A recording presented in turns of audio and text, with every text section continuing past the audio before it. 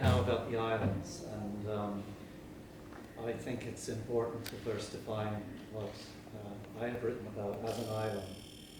Attractive subcontinental land surrounded by, this sounds quite heavy comparatively, surrounded by water that remains visible at high water mark in good conditions. And the reason I read that definition is because of some discussion, we'll say, around the islands of Clew Bay. There are 77 islands that meet that definition that are greater than 2 acres in the bay. There are another 65 smaller islands and rocks in the bay. So 142 islands named in total. And my reference points were some of the older maps. One, my cousin Fiona was kind enough to let me look at the map my grandfather used, as well as some of the GPS maps, a lot of secondary sources. So there are at least the same number of drowned uplands in the bay. In fact, it's estimated there are 223. So I counted 142. There are 223.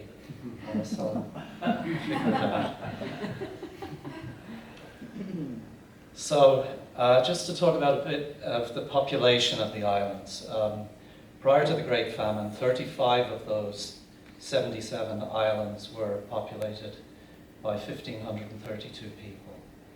Clare Island alone had more than the rest of the islands combined at over 1,600. By the last census last year, only 6 of the Inner Bay Islands were noted as being inhabited year-round by 24 people. And 2 of those islands are attached to the mainland by causeways, Inishnaquilliu and Inishcuttle. And by 2016, Clare Island's population had dropped by over 90% from before the famine. So just to put that in perspective, here you can see the population decline. The British started the census records in 1841. So we start from there, just prior to the Great Famine. During the famine years, you can see that the population of the islands declined by almost 2/3. And if we look at the national population over the same periods, you can see that while the decline was very substantial in the 1800s, it has been picking up, and it's at levels now that haven't been seen since the 1800s. But the same cannot be said of the islands. So just to look at each of the areas that are defined on the Inner Bay of those 77 islands. So apart from Clare Island, the other islands are really spread over what I would define as 4 broad areas. Northwest Clew Bay, Inner Newport Bay, the Middle Islands, and Westport Bay. And of course there are also these 65 other named islands and rocks in the bay. So 46 of the 76 islands in the Inner Bay have Inish in their name, which is not a surprise. And a further 11 have Ilon in their names. Several include Irish or English names derived from animals or plants. Muckinish, the Pig Island, Rabbit Island, Calf Island, Fregulon, the Heather Island, and so forth. And a few have been anglicised, such as Ilanru, of course, the Red Island, and Inishuva, the island of the cave. So, just looking at each of those areas briefly in the bay. Westport Bay has 15 islands that are greater than 2 acres, and a further 24 smaller islands and named rocks in that bay. In 1841, 8 of those islands were inhabited by 324 people. 20 years later, the population had declined by 70% to 105, and only 5 of the islands were inhabited. And of course, last year, the census showed that only Inishlyre was inhabited in Westport Bay with 4 people. Just some of the features around Westport Bay. Bertra is a semi-island, which most of you probably know, and it's a rare example of a tombola, a strip of land that attaches an island to the mainland. There's said to be Danish gold buried on Inishdoa, or Inishchalk as it's called locally. It's said that there's portal that opens every 7 years, and there's a guardian, and if you throw a silver coin, I think a guinea, with a cross inscribed on it at the guardian, he will give you access to the treasure. And I think it's coming up next year. Inishraher, now a retreat for the Transcendental Meditation Organization. It's called their World Headquarters of Peace. You've probably seen the large white building on Inishraher. Inishlyre, of course, has the deepest harbour in the bay and was used by the transatlantic liners when they docked, and the smaller boats would bring them in, the passengers into Westport Quay. And of course, Dorinch, or Dornish, is famously associated with John Lennon. I'd be remiss if I didn't say something about that. John bought the island in 1967 for £1,700. This is an actual picture of the caravan that was shipped across to the island by Paddy Quinn at John's behest, so that John would have a retreat from his busy life. Yoko landed there a couple of years later. She didn't stay very long, and the story is that when she landed in the helicopter, she started walking across the shingle. Unfortunately, it was at a time when the Arctic terns were nesting, and they swooped at her beehive hairstyle, and she ran back to the helicopter and swore never to return, which she didn't. So instead, John let the island be used by Sid Rawle, who was considered to be the king of the hippies from, I believe, Cornwall. And Sid established a commune there for a couple of years, which had 25 at its maximum population, to the chagrin of some of the local residents. However, they did persevere through 2 winters, and only left when their provisions tent caught fire one winter, and they decided that enough was enough. And anyone who's been to Dorinch or seen it close by would wonder how anyone could have lived there with the prevailing winds. 4 years after John's death, Yoko sold the island for £30,000, and she donated the proceeds to Crumlin Children's Hospital. In 2014, the island was put up for sale for €200,000, and I believe it was purchased. I'm not sure by whom. So to move on to the second area, the Middle Islands. There are 18 islands, and these islands are more accessible to the mainland than most of the others in the bay. There are 9 smaller islands in this area as well. In 1841, 10 of those islands were populated by almost 655 people. But 20 years later, it had dropped to 294, and that was not a significant drop compared to the rest of, certainly mainland Mayo, some of the declines there, and also some of the other areas of the bay. And in fact, some of the islands have actually gained some residents, and I'll talk a bit more about that in a while.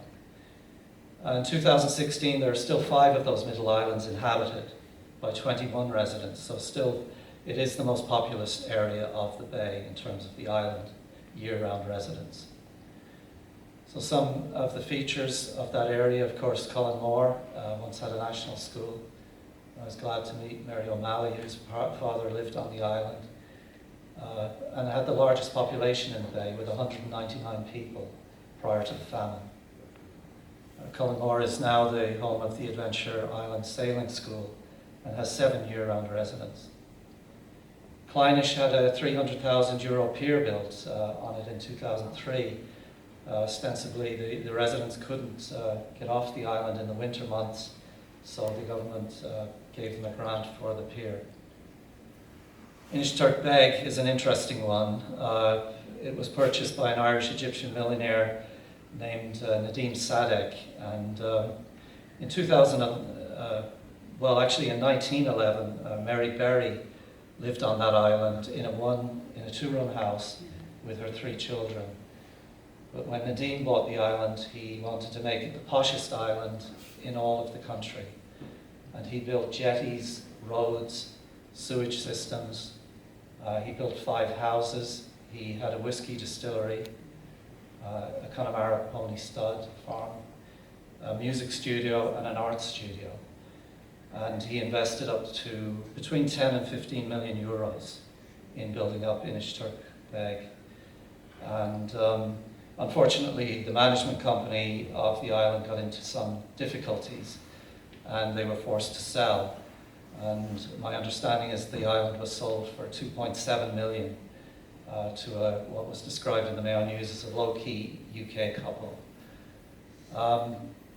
However, he did retain the intellectual rights to those companies on the island, and his whiskey, single malt whiskey distillery, produced 2,888 bottles, each of which sold for €600 a bottle. If you want to stay on Inishturk Bay, it's still possible. It's on Airbnb. You can stay there for €5,300 for a week in one of the houses, and €1,000 a night in another of them that accommodates 16 people. So it's quite a bargain. Island Moor, of course, still has 6 houses standing where it joins with Knocky Cahalon. 2, I believe, of which are being used as summer residences at the current time. And of course, Inishgurt is home of the only working lighthouse in the bay outside of Ackelbeg, with the Clare Island Lighthouse being decommissioned, and was the home, I believe, of John Jeffers until he was evacuated. There's nobody living on the island now. The third area is northwest Clew Bay. This is an area that's difficult to see from the mainland. There are 23 islands in northwest Clew Bay. That would be towards Mulranny. And there are 15 smaller islands and rocks in that remote area. In 1841, however, 12 of those islands had almost 400 people living on them. And I just, for the purposes of clarity, just to show the decline of the population, Moynish Moor, for instance, had 99 people and was left with 6 after in 1861. However, as you can see here, some of the islands actually did increase in their population. There are a couple of theories around that. And one of the things I wanted to mention from the outset was that if anyone in the audience has any further information or questions, if you could save them at the end. In any event, the 2 theories around these islands increasing in population while the mainland was being decimated are, number one, that the evictions were not quite as easy. The crowbar brigades would not necessarily make their way out to the islands, so it was possible to avoid some eviction actions. The second theory is, and it's been proven on Inishbofin, that a strain of the crop was not contaminated, and the contamination did not apply to every strain of the crops on the islands. So there is a theory that some of the islands actually avoided the worst of the famine in that respect. So according to the 2016 census last year, not even one of those islands is inhabited today. Just a few of the features. Inishu is considered the most beautiful island by many in Clew Bay. It is an island that was home to the Coast Guard during the 1840s. There was a Coast Guard station, which would perhaps explain its population because it is quite remote. And there were 29 people living on it at that time. 20 years later, when the Coast Guard station was gone, just 1 person remained. Rosturk Castle, of course, which many of you have seen, but is best seen from an island like Roelon, from out in the bay. It's an iconic landmark. It's an interesting one because it was built in 1856 by an English Catholic named Vaughan, and he later sold it to John Vesey Stoney during the Victorian era. The Stoneys held on to Rosturk Castle until the 1970s when it was purchased by a Dublin medic named Dr. Healy, and that broke the chain. However, John Vesey Stoney built the castle in a way that was described as Anglo-Irish Gothic architecture. It was almost a Walter Scott type of architecture that he used. However, that particular area of the land was home to a different castle 200 years previously. The O'Malleys had a castle there, and it was a man named Díbhán Corrán O'Malley who ran it. And Díbhán Corrán is translated as the devil of the hook O'Malley. And I'm not sure why he had that name, even though Fintan Masterson did a lot of research on Ross Turk. It is quite difficult to get some of the history of the bay. So again, if anyone has any insights, I'd be delighted to hear them. There are two Inishgowla islands in Clew Bay. Well, there are actually three. There's Inishgowla South in Westport Bay. Inishgowla means the island of the fork, and it's so named because of its shape. The Inishgowla at the bottom right-hand corner here, if you can see that, is close to Inishu. And that is of note because it was an anchorage for the British gunships. They could dock 3 to 4 gunships there because the water on the east side of Inishgowla is between 3.5 and 8 fathoms. And so they could comfortably accommodate those ships there. However, the British note in their Admiralty papers that the problem was provisions. It's so remote that it was quite difficult for them to sustain the men out there. Inishlim and Inishkeel, I mentioned the 100 artifacts and monuments that are evident between here and Mulranny. They both have the remains of ring forts, not unusual on the islands. Ilanuna was used as a burial place. Ilanuna is actually out at Mulranny, and unfortunately it's an island that was prone to great erosion, and many of the people during the famine were buried there, and as I say, unfortunately they were exposed